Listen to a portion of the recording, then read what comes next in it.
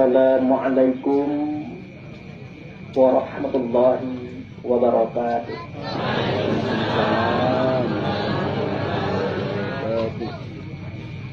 Alhamdulillah,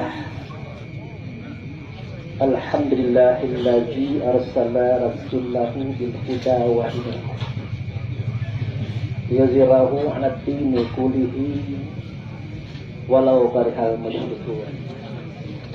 Asyhadu an la ilaha illallah wa asyhadu anna Muhammadan abduhu wa rasuluh la nabiyya ba'dahu. Allahumma shalli 'ala sayyidina Muhammad wa 'ala ali sayyidina Muhammad. Amma ba'du. Yang saya hormati Bapak Ketua RT, yang saya hormati Bapak Ketua RW, yang saya hormati Pak Imam Khatibul Al-Gharib, yang saya hormati para pemuka masyarakat, kaum ulama cerdik pandai di dalam negeri, wabil khusus ahli rumah, saudara kita yang saat ini sedang tertimpa musibah, di mana telah berpulang ke rahmatullah salah seorang saudara kita bernama Wasib bin Mawid, seperti yang malam hari ini kita ketahui. Kemudian salawat dan salam kita persembahkan kepada Rasulullah sallallahu alaihi wasallam. Allahumma shalli ala sayyidina Muhammad wa ala ali sayyidina Muhammad. Amma ba'du. Bapak-bapak, ibu-ibu yang saya hormati, pada malam hari ini adalah malam pertama takziah, ya Pak ya. Saya bersyukur kepada Allah karena kita dipertemukan oleh Allah dalam situasi yang baik, walaupun kita sedang bersedih semuanya. Kenapa saya katakan sedemikian? Mungkin sebagian kita berpikir bahwa malam ini Abu Fikri tampil secara kebetulan karena diundang oleh jamaah. Padahal bukan seperti itu ceritanya itu Pak. Sebelum langit dan bumi diciptakan, segala sesuatunya belum ada, Allah lah nulis. Lah ditulisnya itu. Pada hari itu, bulan itu, tanggal itu, jam itu, Abu Fikri akan bertemu dengan orang ini. Disebut juga kalau nama kita. Disebut juga kalau. Yang mana tidak tertulis, tidak datang. Bukannya dan tidak datang, memang tidak tercatat di situ. Jadi bersyukur kita dipertemukan dalam momen yang indah, yang baik, di mana kita memberikan manfaat kepada saudara kita yang sedang tertimpa musibah pada hari ini.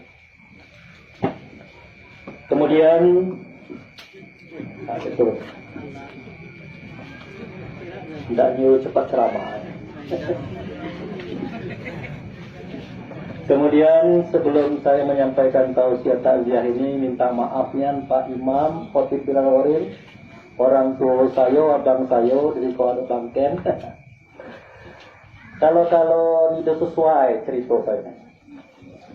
Kalau selera makan tuh gula itu kurang lemak. Jadi di lemak-lemak kacau. Ibu-ibu pernah nengok saya ceramah sebelum ini? Belum. Berarti saya yang rugi kalau itu. Ya, memang saya itu tidak terkenal Pak. Makanya saya perkenalkan diri saya dulu. Namo saya ko sejatinya Arnedi Saharja. Tapi kalau di Mopito Dusun, nama punya anak Fikri, Bak Fikri. Nah, cuma diarabkan itu Bang Ken, dijadikan bahasa Arab, biar gak keren dikit, Abu Fikri. Nah, mau bahasa Mopito Dusun itu, oh Bak Siano, nah, itulah. Nah, jadi kalau di masjid-masjid yang jemaah tahu tuh Abu Fikri. Jadi waktu pengangkatan ketua RT, kawan bingung. RT terpilih Arnedi Saharja. Jemaah mana itu? Pak Abu kenal ya jemaah itu? Ya kenal. Siapa? Aku tuh lah. Bingung kawan. Nah itu istimewa kalau gitu punya nama banyak. Belum ada anak ceramahnya. Ada dia ngantuk. Boleh ya tidur. Itu dilarang. Ada. Belum ya. Mudah-mudahan itu ketiga. Jadi pada malam hari ini kita ini diundang ke sini. Cuman rasa batin kita ini lemah. Kalau ada sanak kita bersedih, sanak kita susah, kita hidung amin, di lemah hati kita. Itu tanda kita bersana. Itulah sebabnya kenapa malam ini kita datang di sini. Kebenaran memang takdir sudah ditetapkan. Malam pertama itu ustadznya Abu Fikri yang tadi disampaikan oleh Pak Protokol. Baik Bapak Ibu, kita mulai saja. Jadi kalau saya berceramah itu lebih banyak ngajak kita berpikir, karena aku tuh dibaca melawak, dibaca melucu, cuman baca ngajak jemu berpikir. Misalnya ini kata Nabi, adinu wal aklu la dinu liman la aklala. Kau buat ya Bu? Atau kena tadi ada dia jawab. Terserah Pak Ustaz atau Pak Artio. Buat-buatlah. Oh. Jadi kalau dibahasakan ke bahasa kita, agama itu adalah akal. Nido ado, agama itu bagi jemo dia nido punya akal.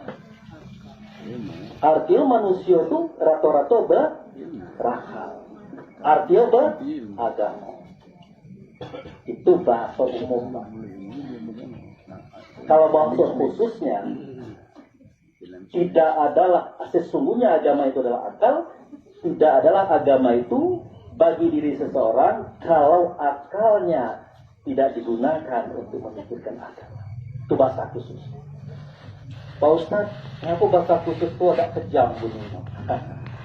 Karena Nabi kita tuh itu, kalau dia tuh ngecek, pelan, tapi mau kita renungkan, ya tajam deh.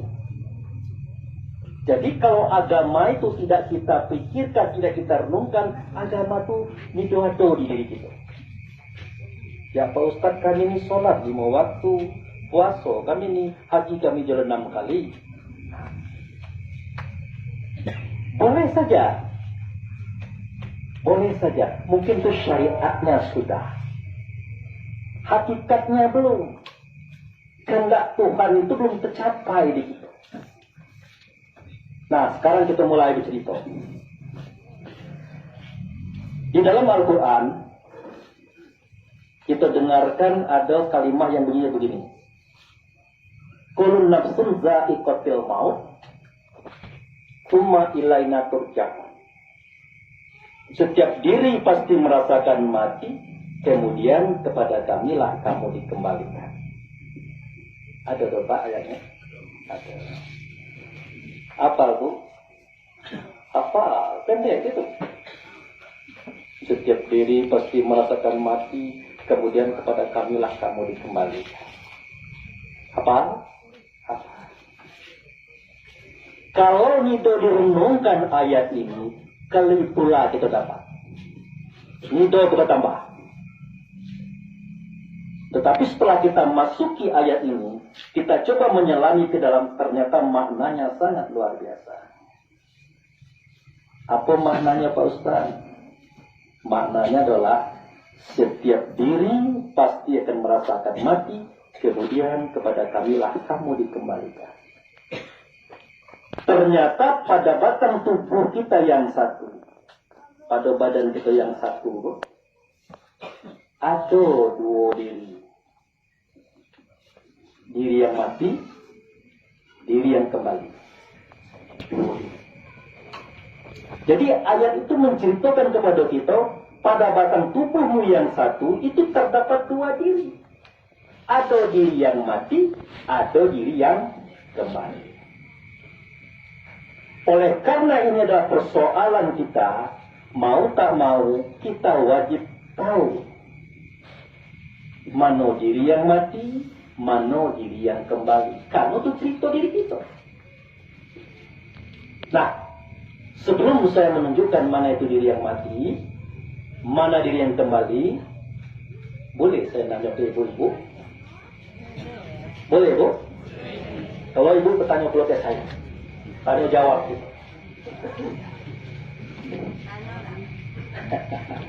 Sudah. Mikir sudah aku tuh, pulang tanya. Ibu-ibu pernah melihat orang meninggal?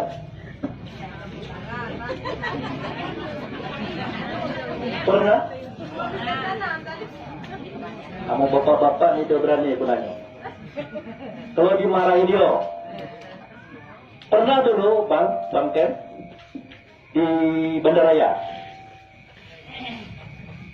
Saya bertanya ke ibu, instruksi kawan Pak Ustaz, kami ini bukan budak kecil lagi.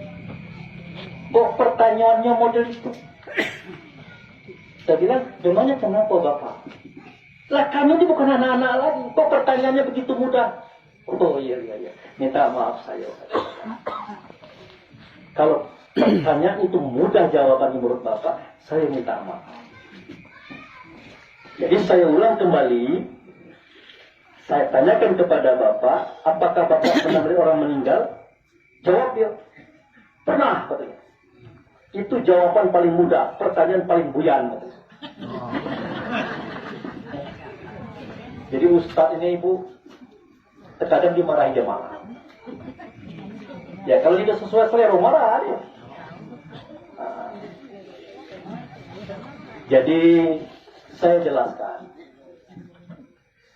Sebenarnya yang Bapak lihat itu, yang tertelentang, yang dimandikan, yang dikafankan, yang disolatkan, yang dimasukkan ke dalam ringgo-ringgo, itu bukan orang meninggal, saya bilang.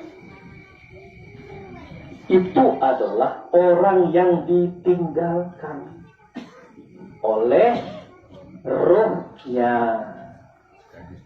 Nah, roh itulah yang meninggalkan tubuhnya. Pertanyaannya, Bapak pernah nggak dengar roh?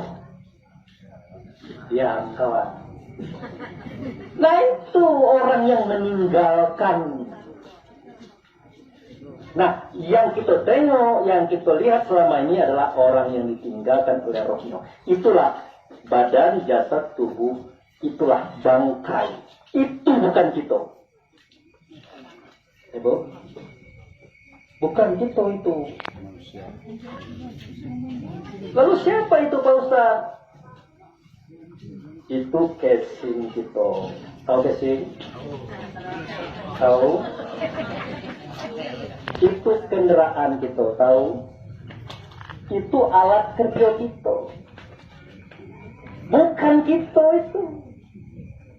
Itu tercipta oleh ayah dan ibu kita seketika mereka berdua itu melakukan sesuatu yang kompak dengan izin Allah.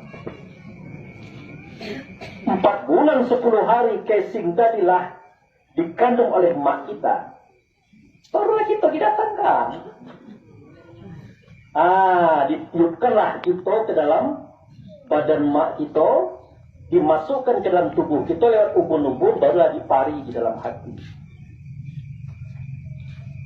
Sampai waktunya nanti kita tadi dikeluarkan lagi dari tubuh itu. Nah, baliklah kita ke tempat semula. Nah, maka jelaslah bahwa tubuh itu adalah casing, kendaraan, alat kerja kita.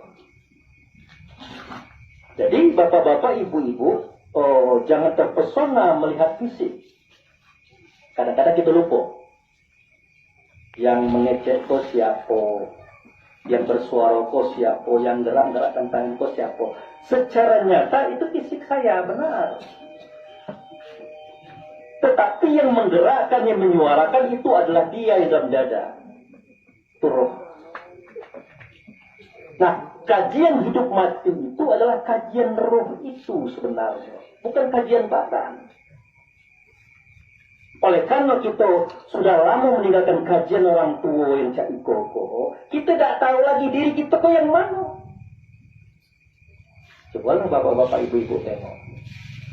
Anak kita pergi pagi, balik sore. Pergi sore, balik pagi. Ditanyakan kayaknya, Puncu kenapa pergi pagi, balik sore? Ya biasa, telat tanci itulah. Keluar tanci. Ya kalau ini keluar. Batang tu apa Puncu tanci? Kalau bahasa Indonesia uang. Batang tu apa? Untuk apa? Pertama beli makan minum Pak Ustaz. Yang kedua beli baju, pakaian, kendaraan, rumah, macam-macam. Setelah kita kalkulasikan, ternyata semua itu baru untuk tubuh, untuk jasad, untuk kasih. Belum cerita yang di dalam. Kebilolah kira-kira tanci itu digunakan untuk yang di dalam. Kan itu maksud saya. Yang menyakitkan dan yang menyedihkan adalah seketika kita tidak tahu lagi dengan diri kita sendiri. Pergi pagi, pulang sore, pergi sore, pulang pagi. Di saat roh itu pengen sesuatu, dia tidak diberikan. Kendaknya tidak diperkenankan. Padahal sudah ketahuan yang bersuara, yang berkata, yang bergerak, yang berpikir, semua itu adalah dia. Kenapa giliran duitnya dapat, hasilnya dapat, dia tidak dipedulikan? Habis uang itu untuk menyiapkan perut, beli baju, beli kendaraan, beli rumah, sementara dia tidak dipedulikan. Aku tidak sakit. Kira-kira ibu-ibu lah, kan ibu-ibu lah payah bekerja. Pas dapat duitnya, dapat hasilnya diambil ke orang. Ibu bisa merajuk, kalau roh tidak bisa dia merajuk, tetap bekerja terus. Itulah kenapa roh itu sering merana, menderita, tersiksa, kemudian dia lemah, lumpuh, sakit, mati di dalam hidup. Ada orang yang mati dalam hidup kita. Kalau bahasa Al-Quran itu khatamallahu ala qulubihi, dikunci oleh Allah hati. Setelah dikunci, tak pacaknya keluar. Jadi dalam tadi. Jadi kendak roh itu cak mano. Kendak roh itu adalah tidak perlu banyak. Seketika terdengar suara Allah. Pernah dengar suara Allah bu? Mungkin kurang kedengar, saya dekatkan. Pernah dengar suara Allah?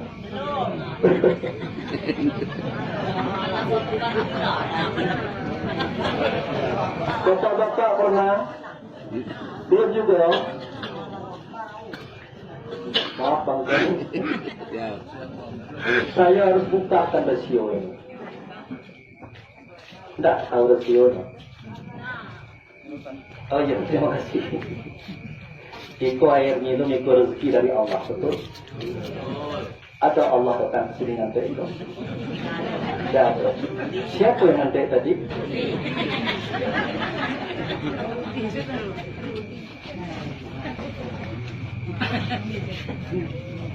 Jadi Di dalam Al-Quran surat Al-Anfal ayat 20. Cobalah ibu tengok elok-eloknya. Perhatikan elok kalimat itu. Ya ayyuhallazina amanu attiqullaha wa rasulah. Wala tu'alu anhu wa antum tasma'un. Titik. Hai orang beriman, taatlah kamu kepada Allah, taatlah kamu kepada Rasul. Jangan kamu berpaling dari suara Allah sedangkan kamu mendengarkannya. Ada tulisan itu, tengok.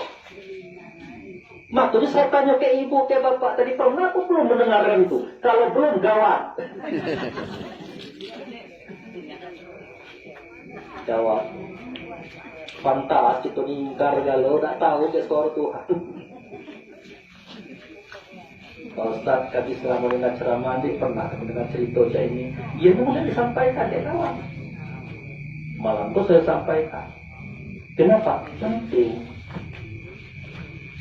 Nah, Allah, alif lam lam ha. Allah itu adalah nama. Apa bu? Nama zat yang maha agung.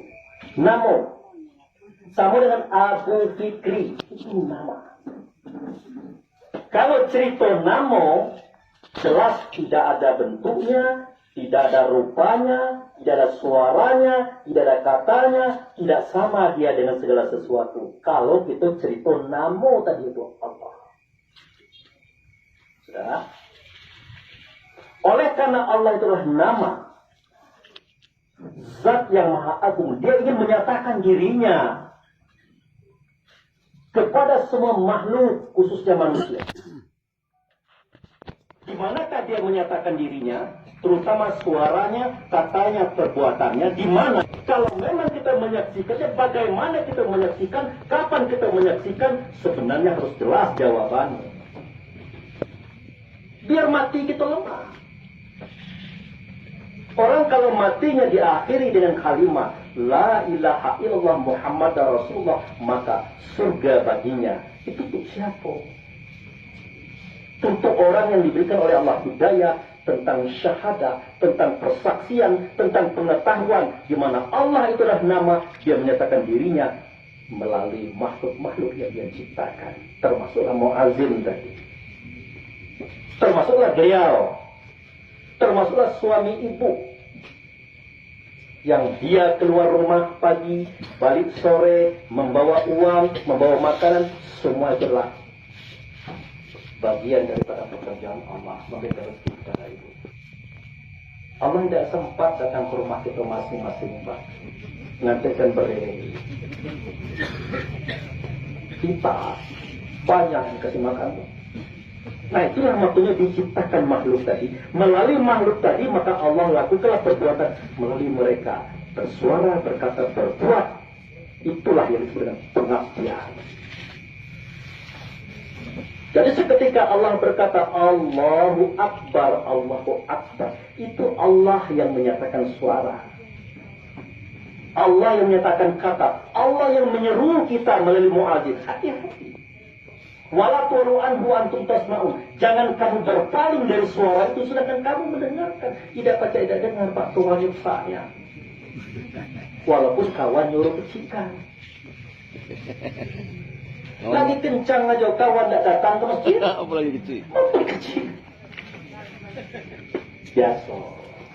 Namanya guyon-guyon dunia itu kayak itu. Tetaplah itu saja. Pas azan kelas kencang kan. Tak apa-apa. Nah itu. Jadi Allah lah yang memanggil kita pada waktu itu. Oleh karena itu Bapak Ibu yang saya hormati, mohon betul yang nonton TV, berhentilah dulu nonton TV. Ibu? Ya Bu?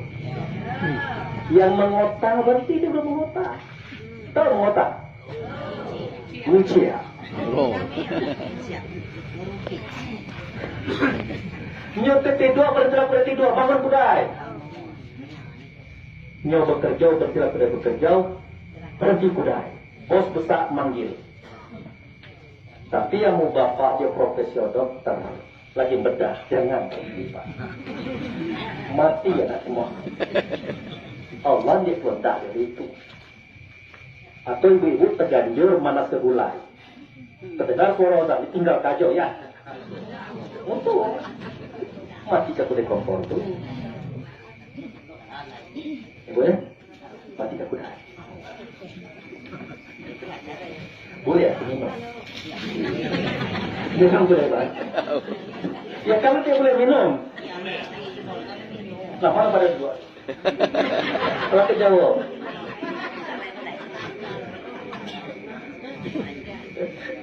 Ini belamuan. Dia mau mana Ustaz ni? Belamuan. Hah? Jumpa kami tu pada nirun dia. Kamu asli bukan itu. Oh, palsu ini. Oh, nama penampilan harus pada dulu. Jadi redaksi azan kata jemu salah tu redaksi. Amo cara kita dusun bunyi kician. Bunyi kician azan di pertama tu kalau saya nido salah Allahu Akbar. Allahu Akbar. Nyala tu? Apa terjemahan dia? Allah Maha Besar. Allah Maha Besar. Benar, Pak? Pak? Benar. Jangan didengarkan saja. Jangan disebutkan baik. Bertanya, ya Allah, benarkah engkau itu Maha Besar? Boleh. Aja ya Allah pengicia. Ya Allah, benarkah engkau itu Maha Besar? Ya, ini dia percaya ke apa? Percaya, cuma aku tidak yakin lebih mantap lagi. Nah, benar aku Maha Besar. Kalau benar engkau Maha Besar, ya Allah, boleh aku keluar. Di manakah letak kebesaranmu itu? Oh, kata Allah, boleh. Saya tahu. Letak kebesaranku itu ada di dalam diri kamu masing-masing. Mulai Allah ngicip rasio dia itu. Letak kebesaran itu ada di dalam dada kamu masing-masing. Mana ayatnya Pak Ustaz? Itu dia ngicip kelitunya. Cuma bahasa ini. Summa sawahu wa nafahu fihi miruhihi wa ja'ala lakum sam'a wal absara wal afida qalilan ma tashkurun. Setelah sempurna batang tubuhmu itu aku lihat dalam kandungan makmu. Itu dia cerita casing itu. Kira-kira 4 bulan 10 hari. Maka aku tiupkan. Ingat, yang meniupkan roh itu bukan malaikat maut. Itu Allah. Masuk. Setelah dia masuk ke dalam tubuh kita, yang tubuh itu dalam ada kandungan mak kita, apa yang terjadi? Yang tadi kamu punya telinga belum baca dengar, dengan masuknya roh kamu baca mendengar. Yang tadi kamu sudah punya mata belum baca nengok, dengan masuknya roh kamu baca nengok. Yang tadi kamu punya hati belum punya rasa, dengan masuknya roh kamu punya perasaan. Kalau boleh kita tambahkan, yang tadi kamu punya otak belum baca berpikir, dengan masuknya roh kamu baca berpikir. Artinya apa? Dengan mendengar, dengan melihat, dengan berperasaan, dengan berpikir, kita bisa bekerja. Betul Bu? Dengan bekerja dapat tanci, betul? Dengan bertanci kita kayu, benar? Dengan kayu kita berpangkat, betul? Dengan berpangkat kita jadi ibu besar. Kalau bukan karena aku tiupkan roh itu, kamu tidak ada apapun. Betul? Kalau bukan aku tiupkan roh ke dalam dirimu, kamu itu tidak ada apa-apanya. Nah bukti, belah kita buktikan. Ibu-ibu, berapa yang sekilo lagi? 25 ribu. Dah turun berarti. Kembali 50 lah. 25. Dah turun lagi. Wah. 25.000 1 kilo. Ayam mati, Bu.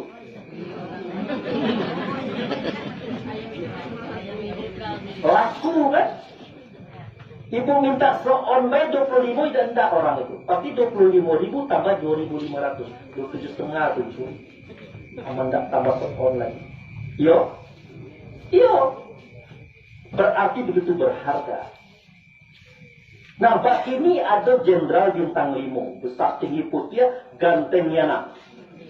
Memuak pun. Ini itu punya siapa enggak gratis, ambillah. Cobalah bayar, ambillah. Ada enggak? Enggak, 150 kilo lebih itu. Nah, bandingkanlah itu. Jadi benar kata Allah itu. Kalau roh itu tidak ada, kamu tuh tidak akan ada harga. Jauh lebih berharga ayam yang ada di pasar itu kata Allah. Betul Pak.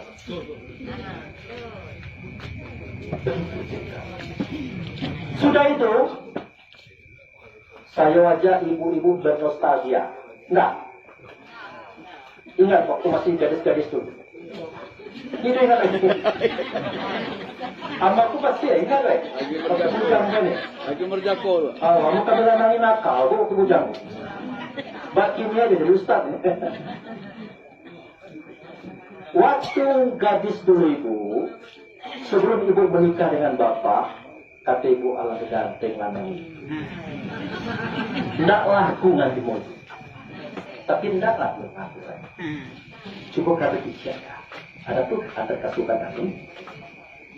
Ujung-ujung diterima. Berjadianlah, bemeteanlah. Kemudian itu menikah. Nah, Pak ini kutanyakan dengan ibu. Suatu sebab ibu enggak dengan bapak waktu itu. Apa kira-kira sebab? Pasti jawabnya dia kan? Ganteng. Betul? Kalau bapak, betul. Pasti ibu itu cantik. Ini kan, Bu? Kalau satu aku bukan itu. Itu lain tadi nih.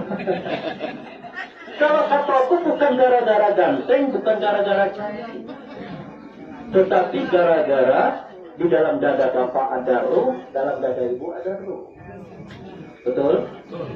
Kalau ada tino cantik Pak, lu bidadari, roh dia enggak Bapak. Kita buktikan. Ibu, ada lanang ganteng besar tinggi putih, betanji, kupangkat, positif gadis. Tapi ini juga jauh. Nah.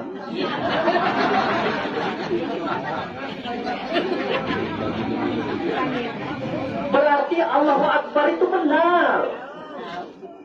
Benar Allahu Akbar itu. Nah inilah yang namanya kajian agama. Agama itu dia berat, jangan diberat-beratkan. Dia ringan, jangan diringan-ringankan. Ajaklah masyarakat itu berpikir. Mungkin cocok lah nama saya Bapak Fikri. Bapak pemikir. Ngajak ibu pikir. Kadang-kadang dia butuh pusing, dia pikir. Udah lah Pak, cerita lain aja.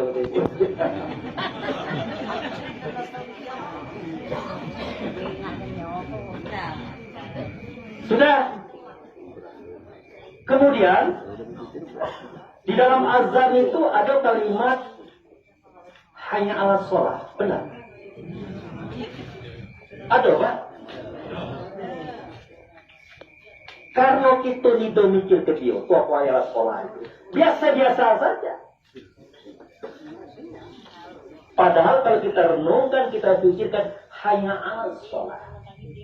Marilah wahai hambaku, kesayanganku, kecintaanku berhubungan dengan aku. Itu Allah yang manggil kita.